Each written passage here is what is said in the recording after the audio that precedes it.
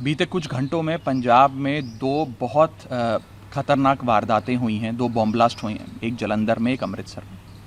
हम इसे कंडेम करते हैं।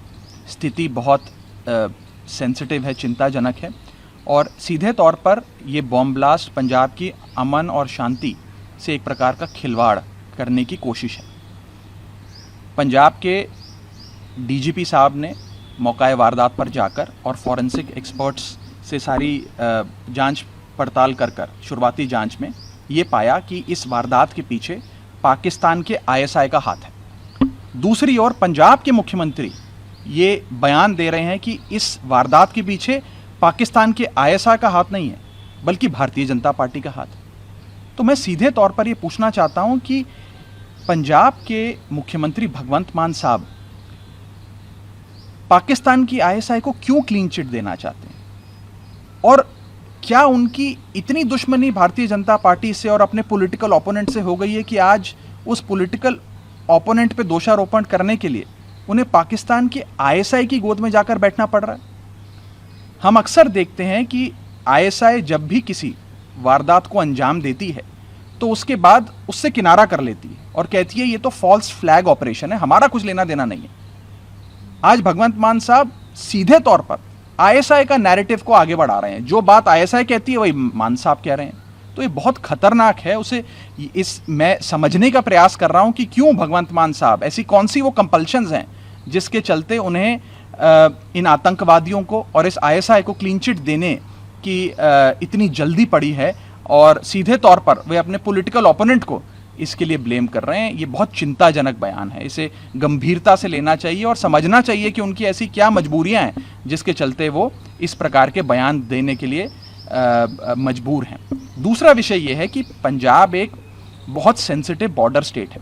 लगभग 550 किलोमीटर का इंटरनेशनल बॉर्डर पाकिस्तान के साथ पंजाब सूबे का लगता है, और इस वारदात को आप इसलिए भी गंभीरता से लीजिए क्योंकि पंजाब में ऐसा ब्लास्ट जो पिछले कुछ घंटों पहले देखा गया हुआ है कि 3, 4, 5 किलोमीटर दूर तक उस ब्लास्ट की आहट लोगों ने महसूस करी।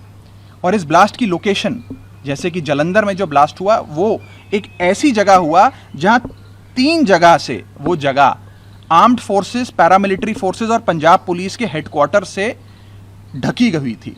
एक ऐसी जगह जहां पर एक तरफ पैरामिलिट्री फोर्सेस का हेडक्वार्टर है, दूसरी तरफ पंजाब आर्मर्ड पुलिस का हेडक्वार्टर है, और तीसरी तरफ भारतीय सेना का कंटोनमेंट इलाका लगता है। उस इलाके के बीचों बीच जाकर यह ब्लास्ट हुआ है। बहुत चिंता का विषय है। मैं यह भी कहना चाहूंगा कि बीते कुछ समय से पंजाब के अंदर कानून व्यवस्था, लॉ एंड ऑर्डर बद से बदतर होता जा रहा है।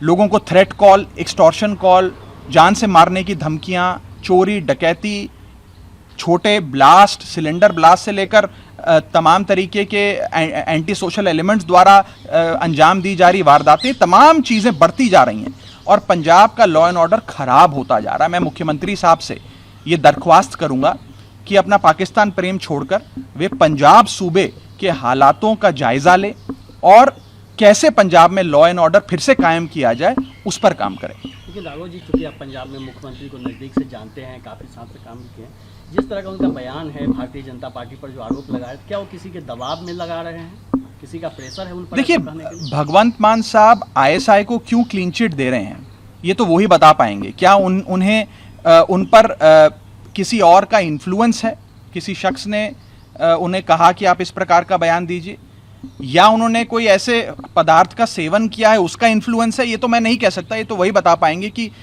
किसी व्यक्ति के इन्फ्लुएंस में या किसी वस्तु के इन्फ्लुएंस में वो ये बयान दे रहे हैं। लेकिन ये बयान बहुत सीरियस है और सीधे तौर पर ये एक प्रो पाकिस्तान और एंटी इंडिया बयान है। इन बयानों से एक डेमोक्रेटिकली इलेक्टेड चीफ मिनिस्टर को बचना चाहिए और अपने सूबे के जो लॉ एंड ऑर्डर के हालात हैं उनका जायजा लेकर उसे मजबूत कैसे किया जाए, इस बॉम्ब ब्लास्ट के पीछे जो लोग हैं उन्हें पकड़ा कैसे जाए, इस इन्वेस्टिगेशन को कंक्लूजन की ओर कैसे ले जाया जाए, उस विषय पे काम करना चाहिए और अपने सूबे के लोगों को विश्वास में लेना चाहिए, ना कि इस प्रकार के इर्रेस्पॉन्सिबल बयान देने चाहिए।